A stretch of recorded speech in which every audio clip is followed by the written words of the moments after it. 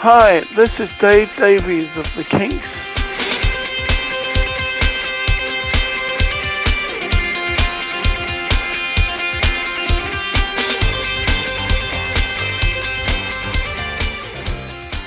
Hey, I'm Nick DiMatteo, and welcome to Season 6, Episode 17 of Music is Not a Genre. Are we on a roll this season or what?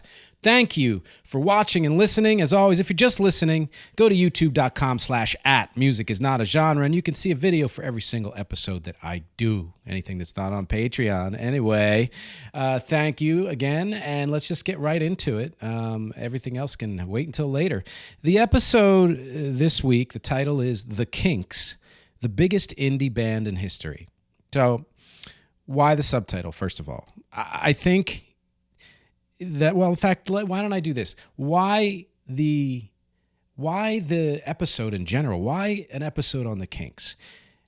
They kind of go together, that and the subtitle, in that I believe that the Kinks, for as revered as they are kind of underrated. And for as long as they were around, when they were, creating music as a band over 30 years, and then a bunch of solo albums after that by the two brothers, they're still not that well known. And there's a lot of their music that a lot of people don't know. Musicians tend to know it better. And also people, I guess, who were just fans of the band, or people who, were around when it came out, let's say, which could have been 60s, 70s, 80s, and 90s, but especially those decades. But honestly, I think that of the big four British invasion bands of the 60s, of course, the Beatles, Stones, The Who, the Kinks are the least thought about and the least talked about. I feel like, yes, of course, they've all been revered, but I feel like the first three bands have gotten their due multiple times. And only in really the music world do you get a lot of the level of reverence for the Kinks that I think they deserve. Now it's partly because the Beatles, the Stones, the Who have been almost ever present for, 60 years, basically. And the Kinks, not so much. I think that's probably a big reason. But that said, the Kinks are not a distant fourth in my book. And in fact, I'll tell you later on in the conclusions where I rank them in the big four. You might be surprised. They were amazing songwriters and producers. They were more consistent than any 60s band to make it through to the 90s as far as their output, the quality of their work. They have influenced bands from all kinds of genres, and we'll get into that as well. And yet, compared to other bands, they're indie in terms of their fandom, their recognition, even their feel, and the way they developed their career, to me, for the most part, was very indie. So they have been said to have been pioneers in proto-punk, proto-metal, hard rock, chamber pop or baroque pop, Britpop, and they've even influenced, even early on, psychedelic rock. They dived into folk rock and garage rock and some progressive rock, but mostly concept albums. They did a ton of concept albums. And as usual, for an episode like this, I'm going to go through my history, the chronology, look it up, and conclusions, like I said, including where they rank for me among the big four, the featured song, and questions. And if you go to patreon.com/musicisnotagenre, you can get my bonus MxG video, wherein I perform two songs, a song by the Kinks and a song of mine that I think was in some way influenced by the Kinks. Patreon.com/musicisnotagenre is where you get that bonus MxG. So let's just get right into the history. The proto version of the band formed in 1962. They were called the Ray Davies Quartet, with brother Ray and Dave, and Ray's friend Pete Quaife, who would be their first bass player. They sometimes called the band the Pete Quaife Quartet if Pete was the one who landed the gig. One of their early vocalists, they went through a string of a couple of other musicians. Rod Stewart actually sang with them for a little bit way back then. You can see from the beginning, I think, the restlessness in their personalities and in their music that would play into the way they would conduct their careers, their future contentiousness between the brothers in particular, but even other members of the band. That happened from the very beginning to me. Ray, and then the reason I say this is because Ray, from the very beginning, 63 especially, was in that band, his band, but also was in several other bands. So it was just really feeling out how many different things can I do, what do I want to do, etc. By 63, they changed their name to the Ramrods, and also Pete Quaife Band again, and the Bo Weevils. And then they settled on the Ravens, so still haven't figured out what their eventual name would be.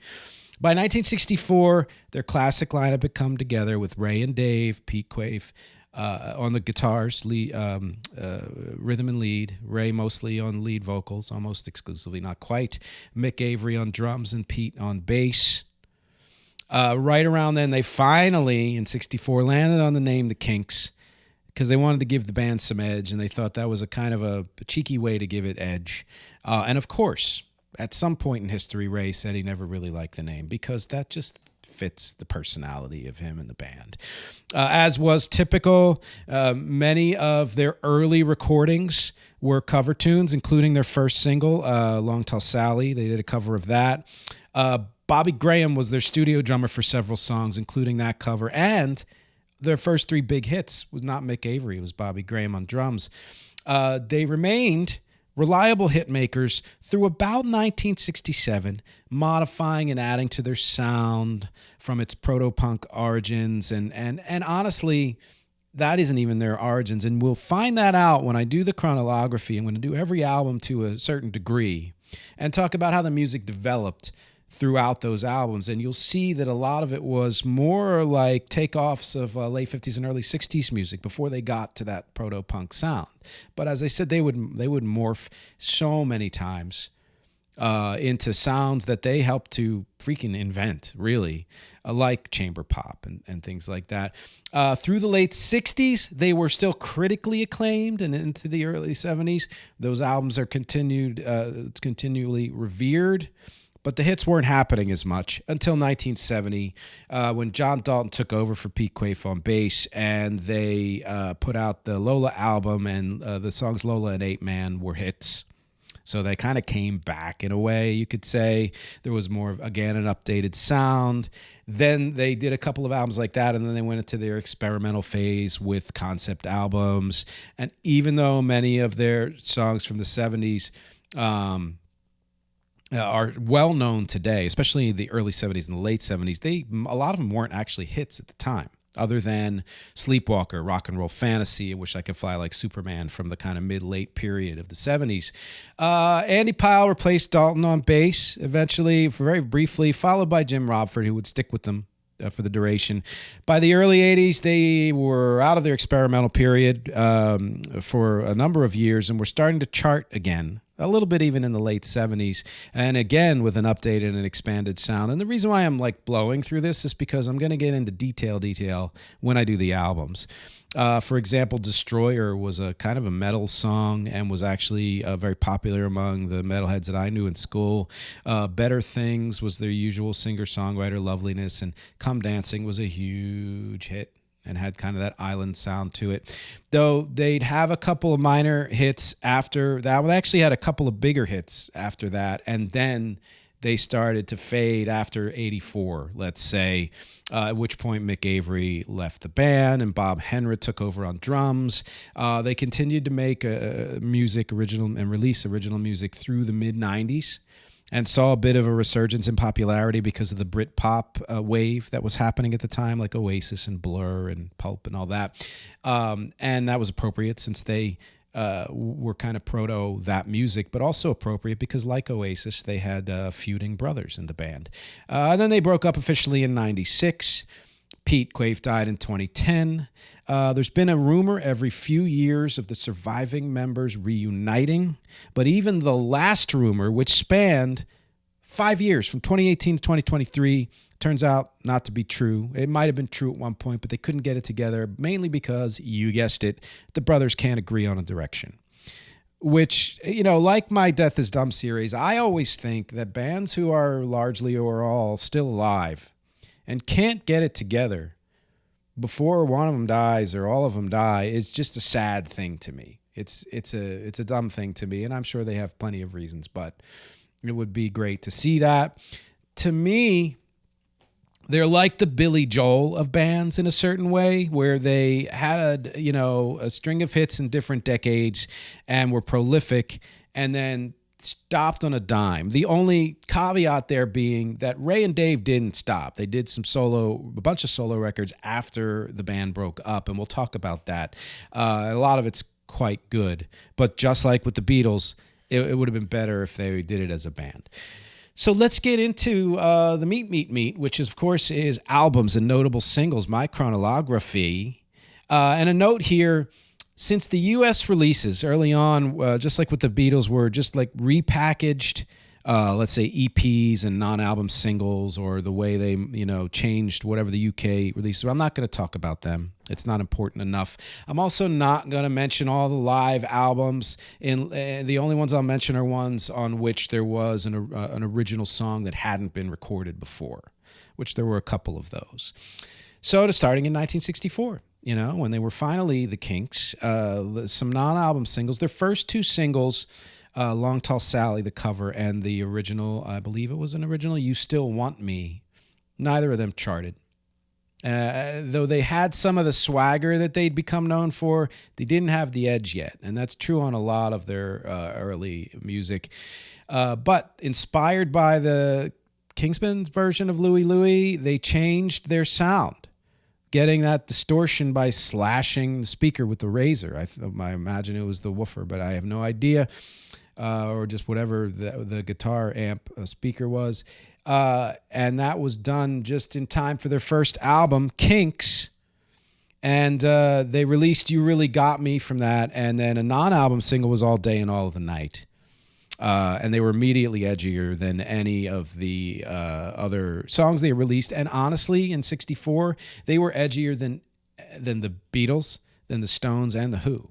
That's why they're often considered proto-punk, So getting to that first album, again in 64, Kinks, they were able to merge, in many ways, their swagger and their edge and the laid backness, that kind of like, we know what we're doing, but we're going to, keep it a little intimate and casual. It's understandable why they are considered proto-punk from this very first album. But it's a typical first album of that period, which means it's mostly cover songs or other people's songs written for them. There's one or two of those. And what's funny is those songs, the covers, even the other original, I think it was a producer or something, are on the whole, they're edgier than their originals at the time, except for You Really Got Me. That was the one on there that was as edgy as some of the covers. The rest kind of lean more traditional blues rock and late 50s rock and roll. The harmonies are very traditional. But at times, and this is the Kinks to me, their traditional approach seemed almost snarky.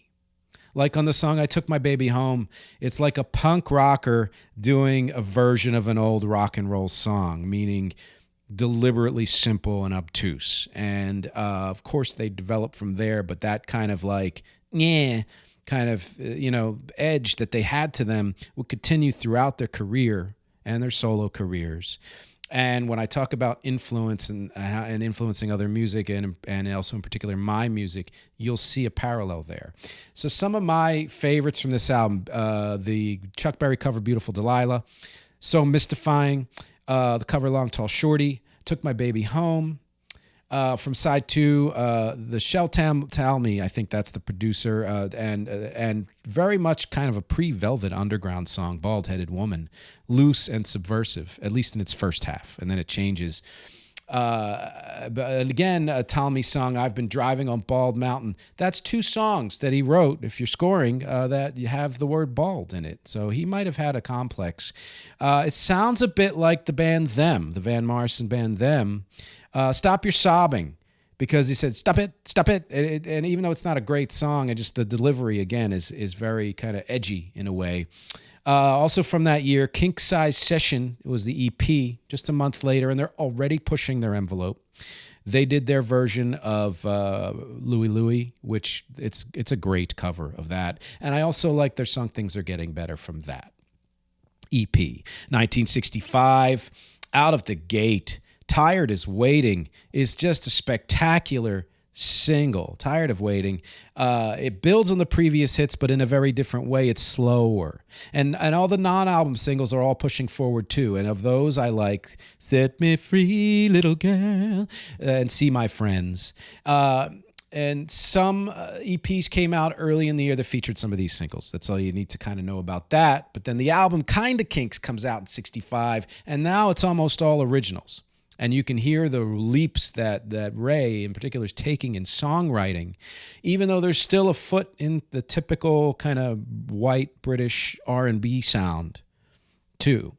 It was rushed out. There was some filler is what they say. But the stuff that moves it forward, the sound, is so good that it makes the album overall good, I think. Some of my favorites, Nothing in the World Can Stop Me Worrying About That Girl, was just subtly haunting. Tired of Waiting for You, like I said. So Long is another one. Something Better Beginning. It's not my favorite song, but you can kind of even hear a little bit of the song Come Dancing in this, like, 20 years before almost. Quiet Kinks EP, spelled Kyet, came out in 65. And as advertised in the title, it's deliberately folksier and quieter. It's pushing away from the proto. They were already restless to say, we don't want to be pigeonholed as these edgy punk. We want to show you that we can do other things while still keeping the attitude and the lyrical edge. And it's getting closer to sounding like the true Kinks. A well-respected man is a perfect example of them shifting styles and that they could go there and still have a hit. Don't You Fret's also really good. And then another one they put out in 65 is the album The Kink Controversy. Controversy spelled with K. It's transitional. It's mixing elements of the first two albums and the previous EP. And it starts out sounding like the other albums, but immediately track 2 pivots. And it kind of goes back and forth all around. But track 3 is an example. Track 3 is When I See That Girl Gotta Get the First Plane Home. Is an example of how they're moving forward that crunchy sound in ways that are not completely like You Really Got Me and All Day and All the Night and all that. The vocals are a little more in the pocket. He's a little more, confident in kind of getting to where Ray's style would be for many, many years. And the lyrics are more developed. Overall. Some of my favorites, Ring the Bells, Gotta Get the First Plane Home. Till the End of the Day, so great. What a good song. Dun, dun, dun, dun, dun, like that. The World Keeps Going Round is kind of psychedelic, and I think it actually influenced some of the psychedelic music that would come. Where Have All the Good Times Gone is another one. 1966 comes, and the singles, great single, Dedicated Follower of Fashion, really, to me, is the song that kicks off the Kinks, what's considered their classic era, their strongest era, the run of singles and albums that, even though, again, at the time, were not as commercially successful, after a certain point, were still their highest critically acclaimed work. Dead End Street, another one, really ushers in, to me, the what they called Baroque pop, what we would now call maybe chamber pop, but their attitude-laden brand of that. Not laid back, but not so laid back as you might think. And from that year, 66, Face to Face, which to me is their first true classic album, much more chamber pop. It was considered maybe one of the first ever concept albums, although the concept albums they would do later on would make this not seem like that. You could say, to me, this is when Ray Davies' voice became fully realized for the first time, both lyrically and physically. Still has that energetic swagger in parts, and still a bit of their early sound here, which is interesting. So even though it kicks off, to me, the classic era, there's still a little taste of transition in this album, which, I mean, you could say that about every album, but some, I think, much more than others. Party Line, it opens the first side. Good song, and it, to me, kind of presages Lola, because there's a line in there, is she a she at all? So this is a thread that had gone through Ray's writing for decades, really. So a nice rock start. And then Rosie, Won't You Please Come Home? Just straight up chamber pop. Dandy is similar, but with some folk and British dance hall in there. Session Man's another good one. Rainy Day in June is very psychedelic and Doorsy, and they were said to have influenced the Doors sound, actually. So you're going to hear me say influence a lot in this episode, because the fact of the matter is, throughout their career, but especially in the first really even 20 years, but definitely 15, they advanced their sound in ways that was often ahead of the times. And that would hurt them in some ways, like commercially, but in other ways, it wouldn't. And whether it did or not, the influence of so many different styles is there. And we'll talk about that in the next section way down. The song Fancy is very trippy. And then, of course, Sunny Afternoon. Just top 3 Kinks song for me. And I did a version of this on one of my online concerts during the pandemic. Look at that. Which brings me to 1967. Some non-album singles, Mr. Pleasant, another music hall chamber pop excellence. Susanna's Still Alive. This was considered a Dave Davies solo record, even though it was just all the Kinks playing on it, but it was under his name. And it's a really damn good song. And I got to say, I would say almost all his career, I love Dave's voice. I mean, Ray is the man, but Dave's got a great voice and can be very edgy, and in some ways much more straightforward, but in a good way. To me, Dave's voice on this song, Susanna's Still Alive, sounds like a mix of Ray and like mid-range McCartney. Autumn Almanac, also a very cool song.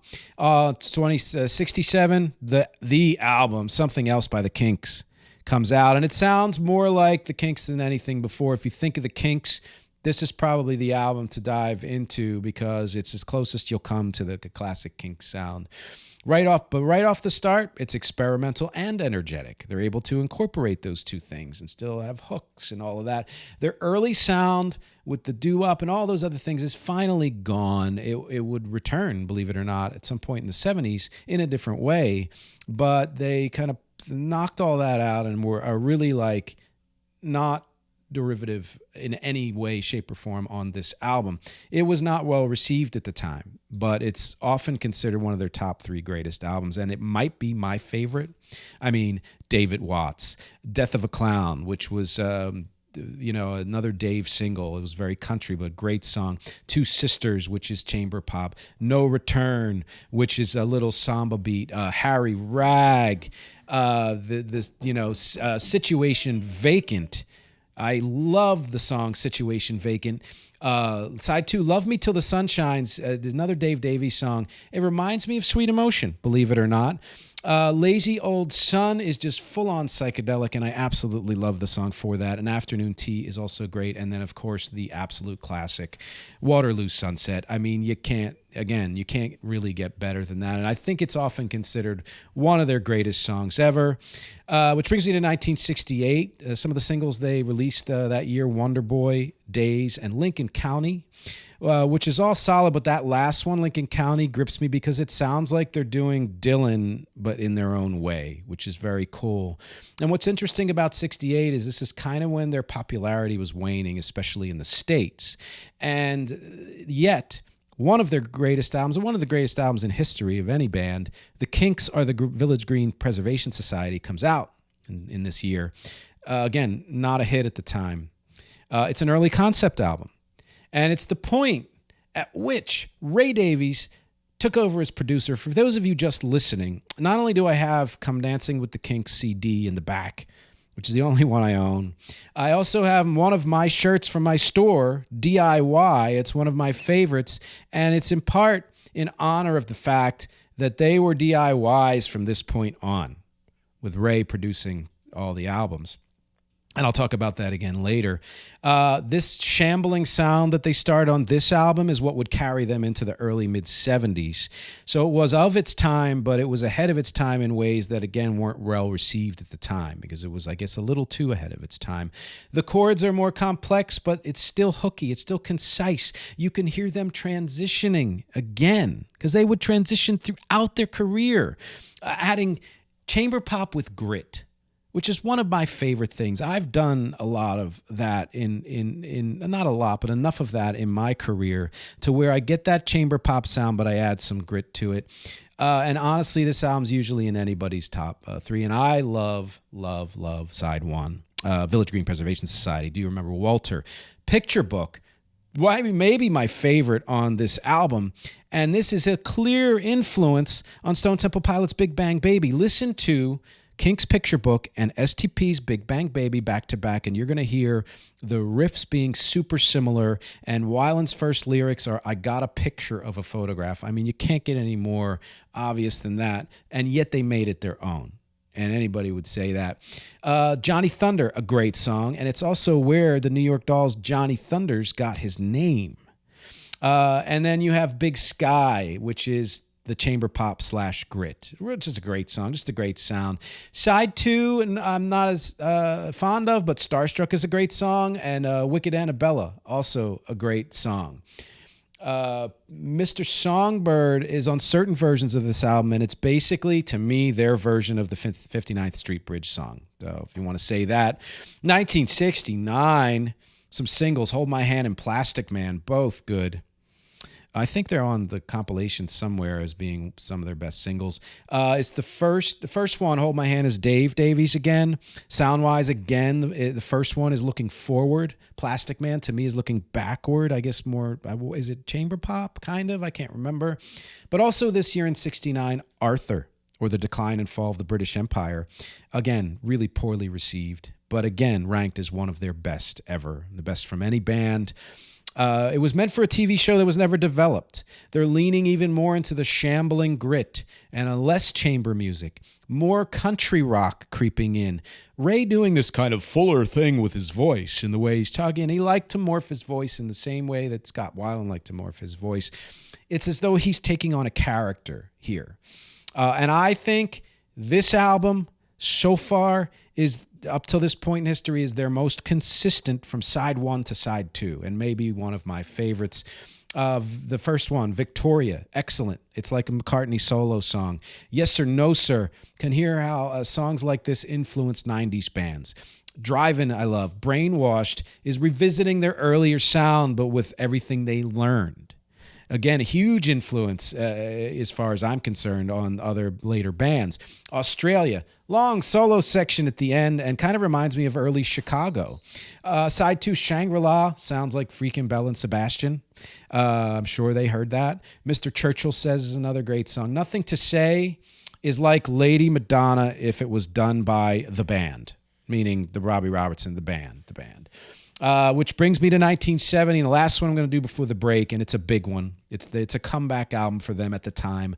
Lola versus Power Man and the Money Go Round. I always want to say Monkey Ground, but it's Money Go Round. Part 1, commercial comeback. Artistically still in the pocket. Anyone who has reviewed them would say that.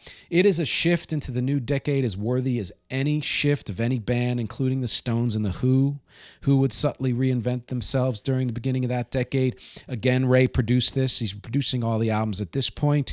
That concurrent trend of rootsier music has definitely taken hold here. There's hardly a trace of the chamber pop. It's a commentary on the music industry and all that stuff, and the life in the music world. There were plans for a part 2, but they got busy with other stuff, and it shifted and did something else instead. It's also the first album, Kinks, with no Pete Quaife. John Dalton had completely taken over at this point, and I think he was a little bit on the previous album as well. The album, to me, though, doesn't take off until track 4, and after that, from that point on, it's absolutely incredible. Get Back in Line, Lola, which is a favorite of one of my kids for specific reasons. Top of the Pops. It is a power pop song. The Money Go Round. Side 2, This Time Tomorrow, my God. A Long Way From Home. Rats, Ape Man. Also a great single. And I think this is a perfect time to take a break because we're getting into the 70s, which is not quite yet, but coming up, a very different era for the Kinks. In a lot of ways. So thanks for hanging with me for this first half. Check out my mid-roll, and I will see you in a bit.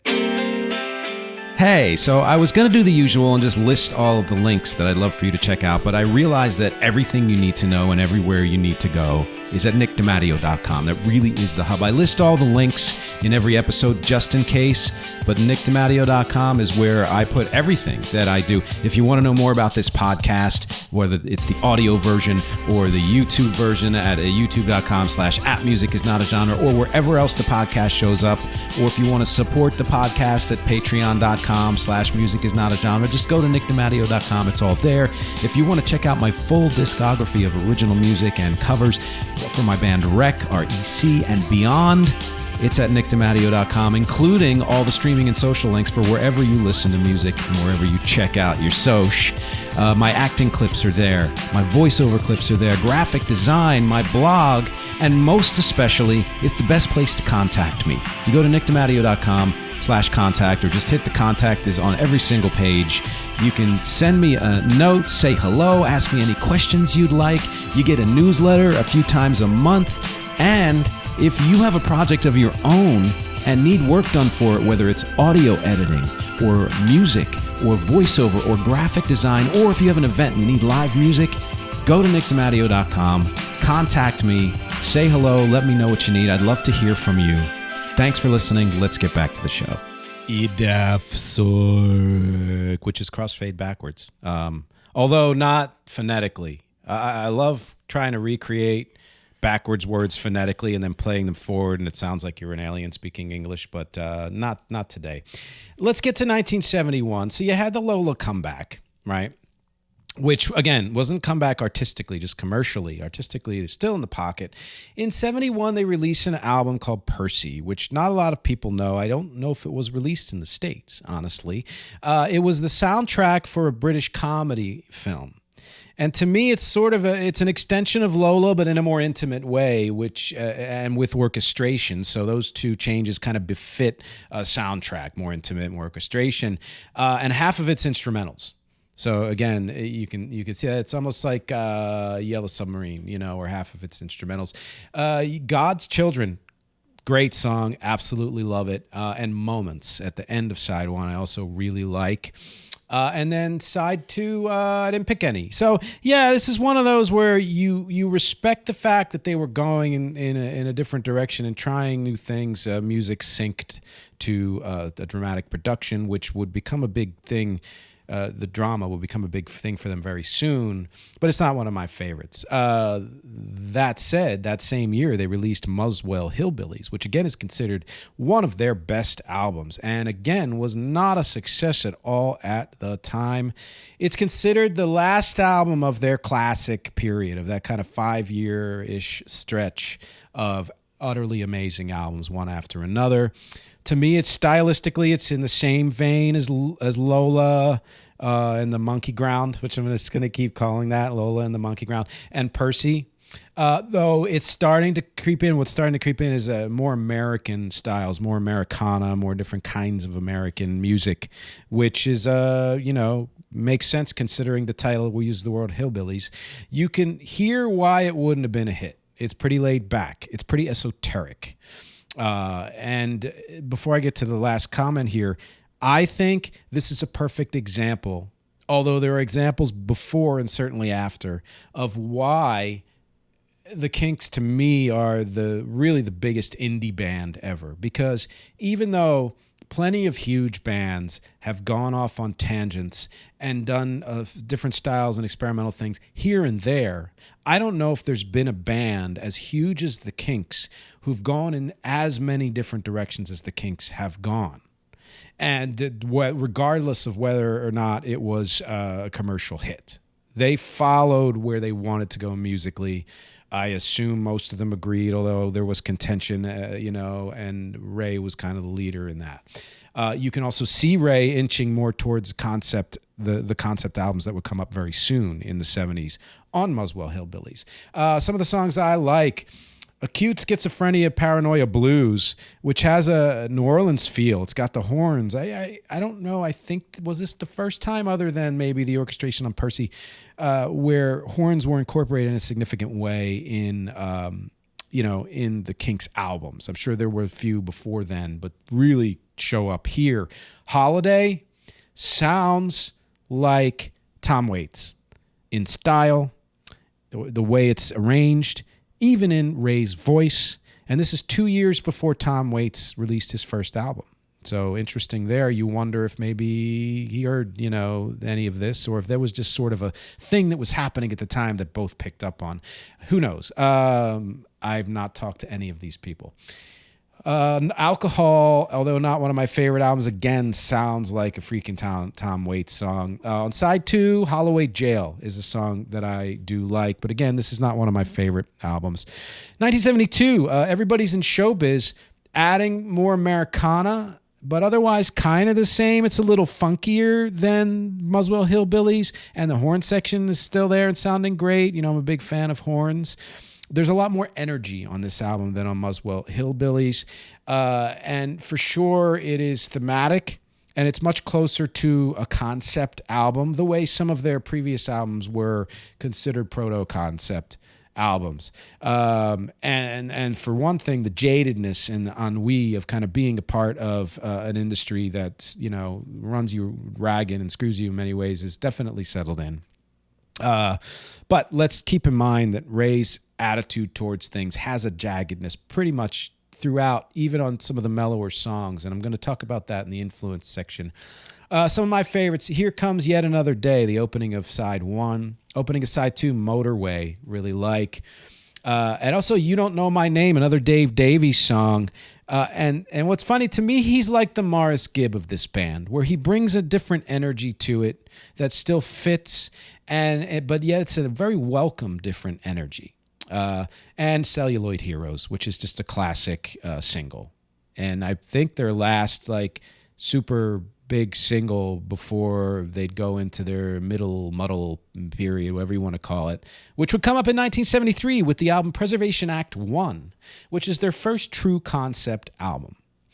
And it also continued their commercial slide, but it's been critically adored. Maybe not as much as that classic period I talked about, which supposedly ended with Muswell Hillbillies, but still pretty well regarded. They stepped away from heavy Americana and bringing in more energy, but also more atmosphere. And honestly, for me, and I'm talking about Percy, Muswell Hillbillies, and Everybody's in Showbiz, I like Preservation Act 1 quite a bit better than any of those albums. No matter where it ranks, anytime I ever see lists online, the top, this band's albums ranked, this artist's albums ranked, it's like anything. I agree with some of it and disagree with some of it. The only thing I shy away from is when everybody kind of knee-jerk makes the same album's top 3 or top 1 or whatever it is. But otherwise, you accept that there are differences of opinion. I would put this close to the top, not the top, but maybe top 5, maybe top 7. I don't know. Some of the songs I like, Daylight, which is just a beautiful drony song. Sweet Lady Genevieve. There's a Change in the Weather, which is awesomely funky, and the horns are amazing. Where Are They Now? Excellent. One of the Survivors is a great single. And I basically mentioned almost everything from side 1. Side 2, Money and Corruption, I Am Your Man is straight up theatrics. Harkens back to the first song. It's not one of my favorites, but I just wanted to mention that. Here Comes Flash.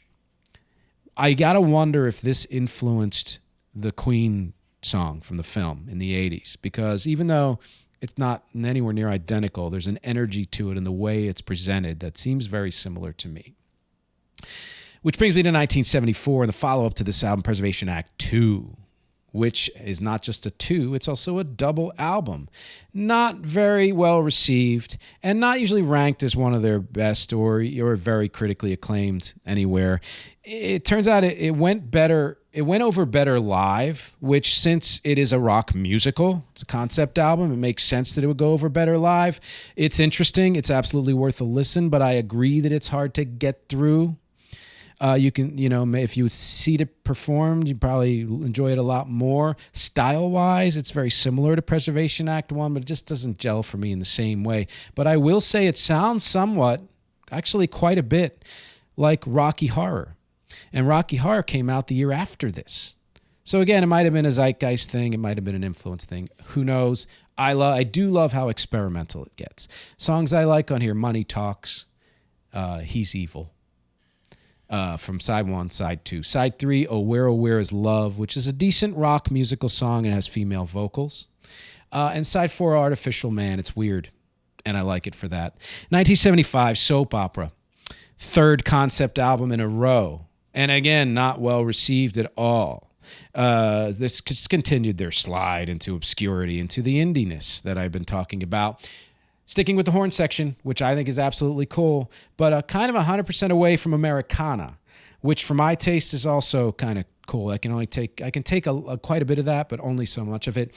It is absolutely a rock musical. It is also often quite funky.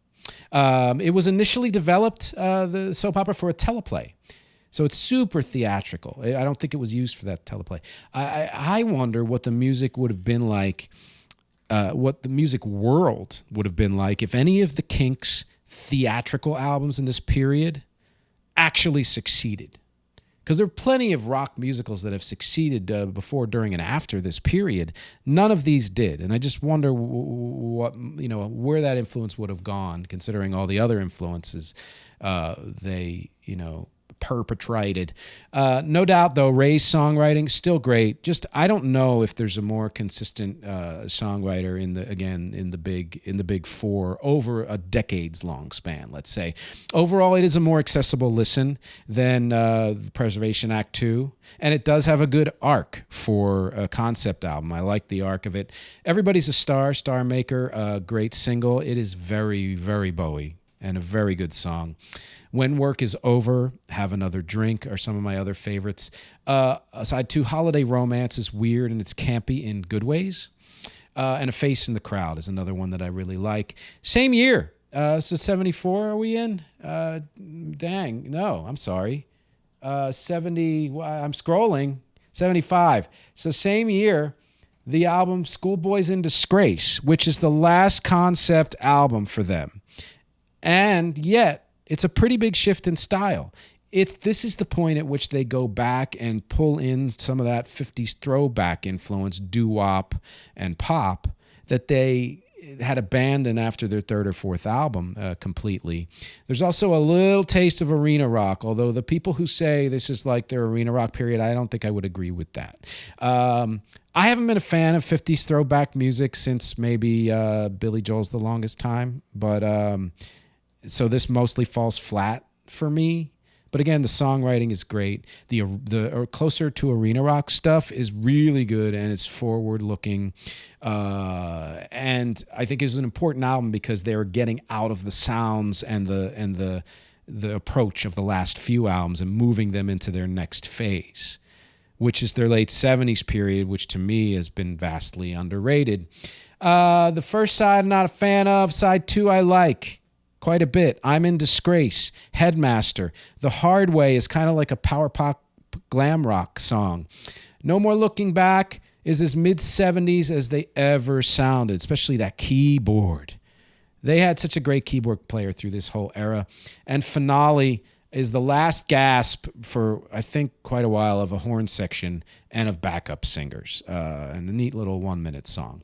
Brings us to 1977. So nothing in 76, right, is what happened. 77, they put out a single called Father Christmas.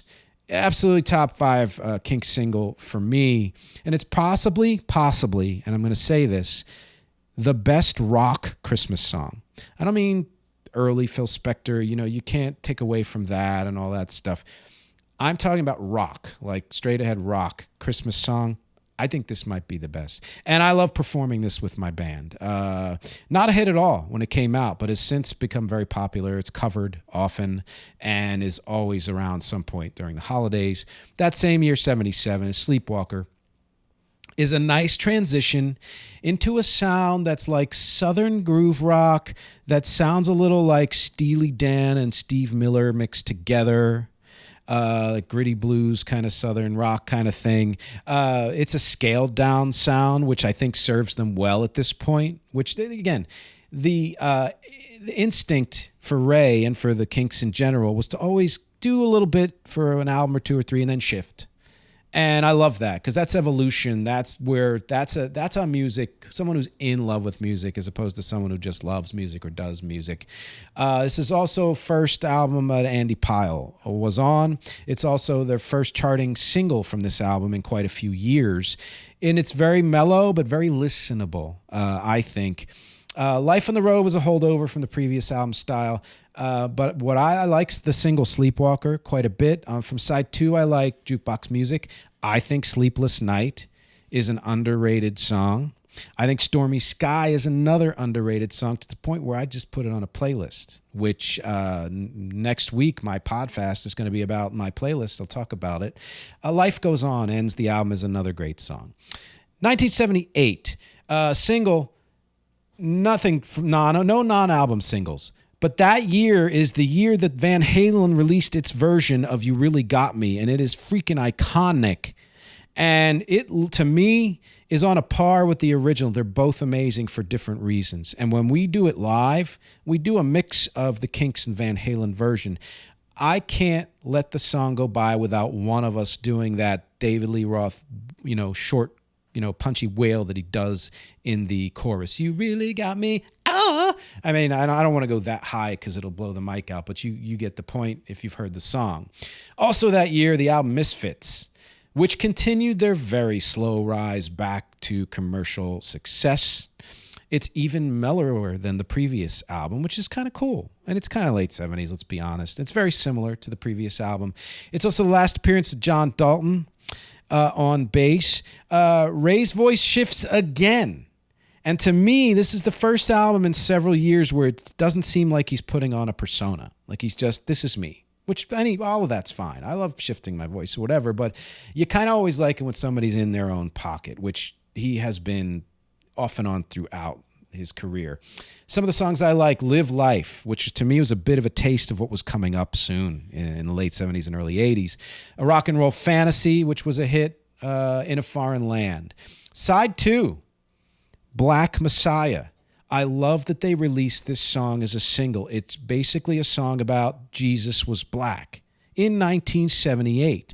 Just like Lola, talking about something that was ahead of its time, that was very hard for people to listen to. So again, the single didn't do well, but I love that they did release it as a single, and it's a damn good song and worth a listen. Out of the Wardrobe, to me, is a follow-up to Lola more because it talks about, to me, it describes what Lola might have been doing at home. That's kind of what the entire song Out of the Wardrobe is, and how the guy's wife is trying to come to terms with the way he likes to dress and all that stuff, he or she. Trust Your Heart is a strong return for Dave Davies because he hadn't done one in several albums. And Get Up, what a strong song, very forward-looking and very positive, very rousing. 1979, Low Budget. First for Jim Rodford on bass, and a big shift forward. It incorporates punk, a little glam. It shows they weren't content to stay with the music they were comfortable with, not that they ever were, but in that case, there are a lot of artists who they don't stay with one kind of music, but the music they're doing is always looking back. And it's fine, but I've always loved artists who can take temperature of what's going on right now and incorporate it in a way that is organic for them. I do that all the time, and that's something the Kinks did throughout their career. Again, this album continues their commercial rise, and of course I love the production because, again, 78 to 82 is my sweet spot for production, one of them anyway, and it rocks harder than anything they'd done since the very early 70s. Might be one of my favorite albums, honestly. Low Budget. Attitude, great. Catch Me Now I'm Falling. National Health. It's the first time I heard a synth on any Kinks song. I think it might be the first ever. Wish I Could Fly Like Superman, a big hit. Side 2, Low Budget. I almost put this on my playlist because it's basically a song about somebody having to live on a low budget. I'm like, oh, I know that. Yeah. But I didn't put it because the feel didn't quite fit the January playlist. But you'll find out next week what's on the playlist. Also, In a Space. Sounds like Bowie mixed with Jagger in such an amazing way. A little bit of emotion. A Gallon of Gas is blues rock, and it's really funny. And it talks about, he basically lists all these things like, I can get you some kinds of food or whatever. I can get you hard drugs.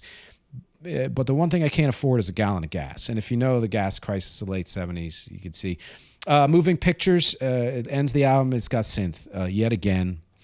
Skipping 1980, there's nothing. 1981, Give the People What They Want. I remember when this album came out, I remember the name of it in particular and a couple of the songs. It was really well known to certain of my classmates because they again shifted their sound. They incorporated metal. It's just a great sound overall. And honestly, the most energy they had on any album since really the early 1960s, like mid 1960s. I love the synths. Like Lola, it's a great example of a legacy band transitioning well into a new decade. They transitioned in the 80s just impeccably, which not every band that's older can make the new decade this way and not do a Chicago or whatever. And really, again, listening to where music was going and adjusting organically. It's probably one of my top 3 albums, maybe top 5. Give the People What They Want is a great song. Killer's Eyes. Added Up is awesome post-punk. Also the name of a Femme song, no relation. Side 2, Destroyer, was huge in my school, especially among the metalheads, as I mentioned in the first half of this episode.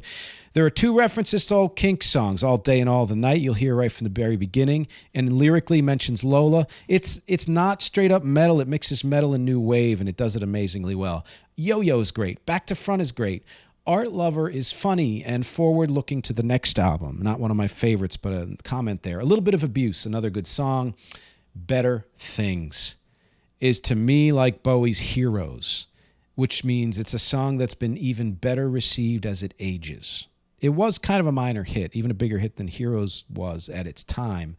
But I think it's been more and more revered as the years go on. I'm actually covering that with a new band that I'm a part of called Joy Buzzer, founded by Jed Becker. And it's probably because Fountains of Wayne did a cover of Better Things right after 9/11, live on TV. I think it was on Letterman, I'm not sure. And then ended up recording it, or it ended up on a compilation of Kinks. And just an amazing thing to hear right after that happened. And 83 we get to. So another year skipped. State of Confusion. This to me is sort of the high water mark of their comeback period, not in terms of artistically. I would like the previous 2 albums better, but commercially. And I, again, remember this so well. And this is the album that reignited my interest in the Kinks. Then the interest wouldn't last very long at the time, and it wouldn't come back to them until years later. To me, it's a natural progression from the previous album. It's super strong. Again, not one of my favorites, but there are a lot of songs I like, and it's not as mellow as you might remember. State of Confusion. I remember that song. I love it. Definite Maybe. Good song. Come Dancing was just huge in my childhood. Part of many 80s retro mixes. It's the name of their greatest hits album, etc. Don't Forget to Dance was another hit for them, and it again, so Bowie, just so Bowie. Young Conservatives like their mid-70s work. And I remember this, it's not one of my favorite songs, but I wanted to mention, I remember the sentiment of this song that at the time when I was in school and then subsequently when I went to college, there was such a rise of young conservatives. So I love that he wrote a song about this. Clichés of the World, B-Movie is another one I like a lot. 1984, Word of Mouth, really to me is the last album in their comeback period and their last super successful album of their career. And also the last big single. I think Word of Mouth is stronger than, holy crap, State of Confusion. I just do. I like the sound better overall. Ironically, even though it's later into the 80s, it sounds less 80s cliche than State of Confusion did. So who knows? Again, they like to shift. The opening song, Do It Again. I freaking remember this song. It reminds me of some of the songs from Lennon's Milk and Honey, which I think came out the year before. But it's also kind of like the Romantics in that it perfectly melds 60s sound with 80s sound. So it's really cool. Like Word of Mouth. I like Good Day, which is those first 3 songs, I believe, all had drum machines on them. And so it was the debut of the drum machine in the Kinks world. And the song, they say in Good Day, Diana is dead, which was kind of a weird, presaging of something that would happen many years later. Living on a Thin Line. I didn't know this was a Dave Davies song, or honestly even a Kinks. I remember I can hear "Living on a Thin Line." Oh, tell me now, what are we supposed to do? And then I find out that it's a Kinks song. I remember this really, and it might be Dave's best song ever, I think. Side 2, massive reductions, has synth again, but also horns are back. Another Dave Davies song, "Guilty," strong and really rocks. "Too Hot" sounds like Huey Lewis to me from their rockin' period. And "Summer's Gone" is a single I kind of remember. I don't remember loving it, but I just kind of remember it. 1986, Think Visual was meant to be yet another concept album. I don't know if it ended up being that or not. And to me, I guess it sort of is. To me, it was able to tackle a story with more concision and getting to the point than any of their previous concept albums. It's the first album in their catalog not to be listed as side 1, side 2, because it was primarily released on CD. They had been certainly fading a bit in popularity by this point. It's not my fave. I do like Working at the Factory, Repetition, the video Shop, which is reggae, Natural Gift. That's about it. I mentioned 1998's live The Road because of the title single, which is actually a very good single, and I can't believe I missed it when it came out. 1999, UK Jive is not even on streaming, so that tells you how not well it did. It did have their last charting single. I think at this point, this might be the first album where they weren't really breaking new ground. I think they were looking back more style-wise. I think more than any of their albums up till this point. But overall, I actually think it's stronger than their previous album, Think Visual. And it's the last appearance of Mick Avery in any capacity. He only played in a couple of songs on this, I believe. How Do I Get Close is a good single. UK Jive I like. What Are We Doing? Entertainment. War Is Over is a great acoustic rock throwback and is my favorite on this album. Down All the Days Till 1992. I remember this song and I don't know why. And this was 1989. 1991, an EP was released, Did Ya? The title track was a mildly successful single, but again, they'd fallen out of the spotlight by this point. Did Ya is like a song that sounds like Dylan mixed with Sunny Afternoon, which is kind of a neat thing for them to do in 91. New World is funky and is actually breaking new ground to me. It sounds like something from U2's Zooropa. It's a talk song, mostly political, social commentary, and I really like the sound. Look Through Any Doorway is a strong Dave song. It's power pop and it's strong. And their last album, Phobia, from 1993. It's their 24th album. And again, Ray produced everything from 1968 on, including this one, which is absolutely incredible to me. Village Green was the first one. Decent entry into the new decade album-wise. I think Did Ya is stronger. But absolutely, to me, sounds like older guys trying to do stuff, newer stuff or whatever. And plotting, to me, it's plotting until the last few songs. And even after that, it gets plotting again. I think you could see they had lost some steam. But I do like Phobia. I like Don't. And I like Hatred, a Duet, which is a bit of a new sound and good. A very, very good song. Close to the Wire is a good Dave song. And Scattered, great song. It was a single that wasn't successful, but great. They released a live album, To the Bone, in 1994, and I only mention it because the title track was their last new single ever, and a pretty damn good song, but not streaming. After that, solo albums were released by both Ray and Dave after they broke up officially in 96. Last thing released in 94 of new music and broke up in 96 officially. Ray's done 6 total solo albums, 1 in 85, and then the other 5 subsequent to their breakup, starting in 1998 with his first straightforward studio album, is what they say, and ending in 2018 so far. And it's not surprising that his last 2 solo albums are tributes to Americana, because he's always loved that, partly with the Jayhawks. Dave has done 8 total solo albums, 3 in the early 80s, and the other 5 after the band breakup, starting in 2002 and ending in 2017 so far. I'd like to listen to the solo albums. I haven't heard much of it, but I plan to.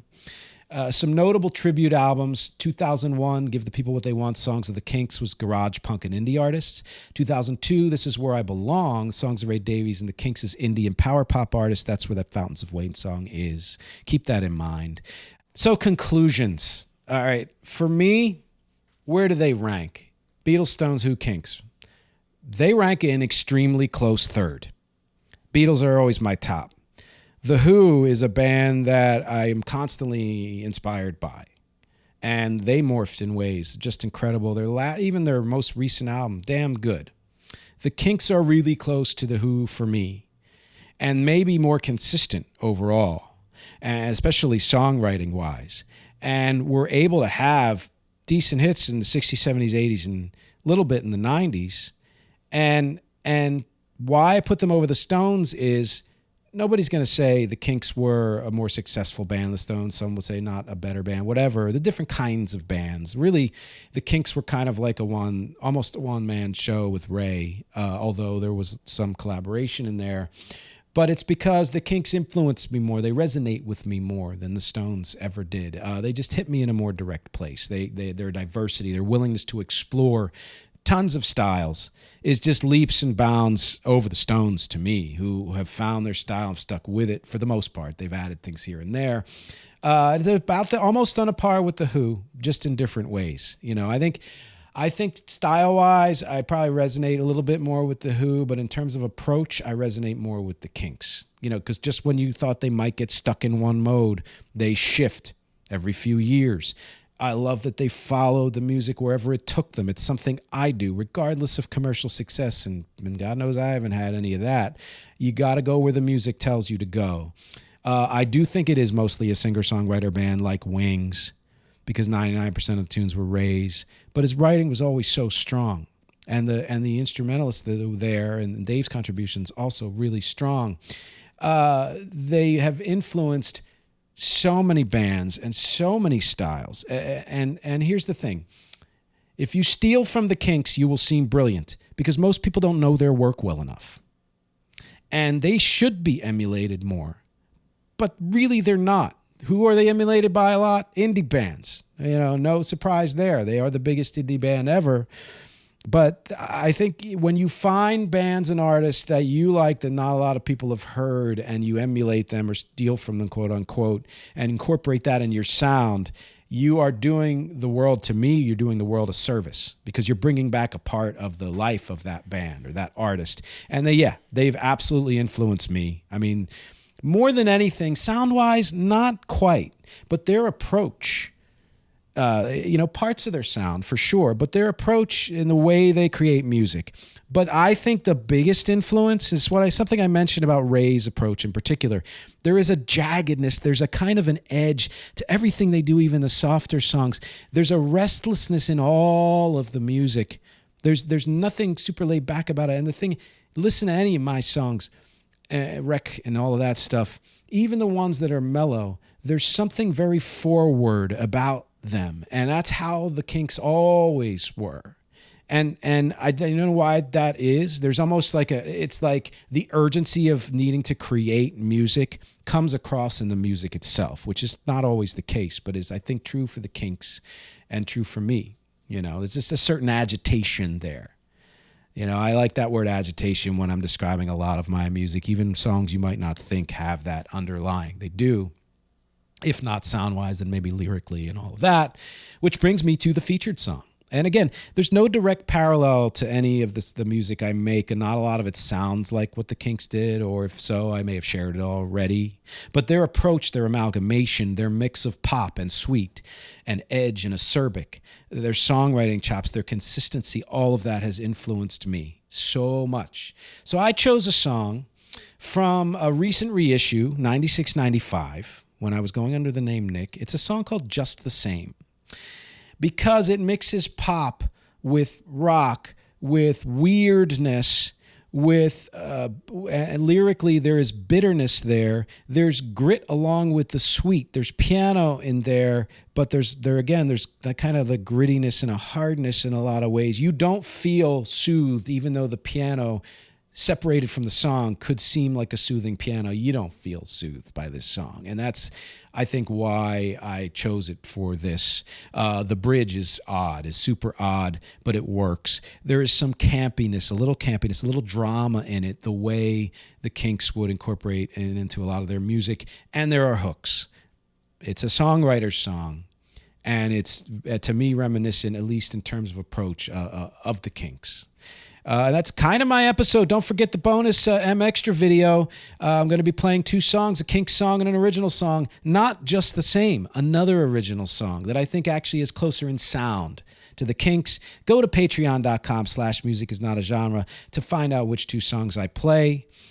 Questions for you. Are you a Kinks fan? If you're not, why did you stay with me for all this? You got to rethink your life. If you just spent over an hour with me, you're not even a Kinks fan.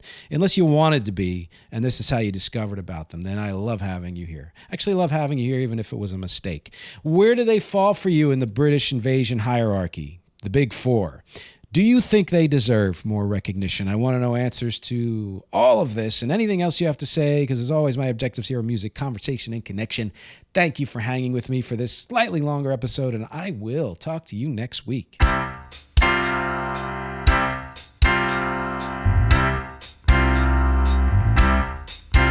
I hear everything. Yes, I get it all. Understanding it with a grain of salt. You'll never know what it's like to die inside. You should never underestimate the power of a lie. I don't think I could ever listen to your words again. You know I've heard it all before, just the same. You were unhappy then, though you refused to know. I can remember when you thought it didn't show. You used to call me names. I was your buttercup until I refused to change. And you'd only tell me to shut up. And if you offer me a reason for this life you call again, I would say thank you, but no thank you, just the same. Just the same. I'm convinced just the same. I have lost all sense of time, and just the same. Drift and explode into tiny fragments, but I'll be the same. Just the same. Just the same. Just the same. Just the same.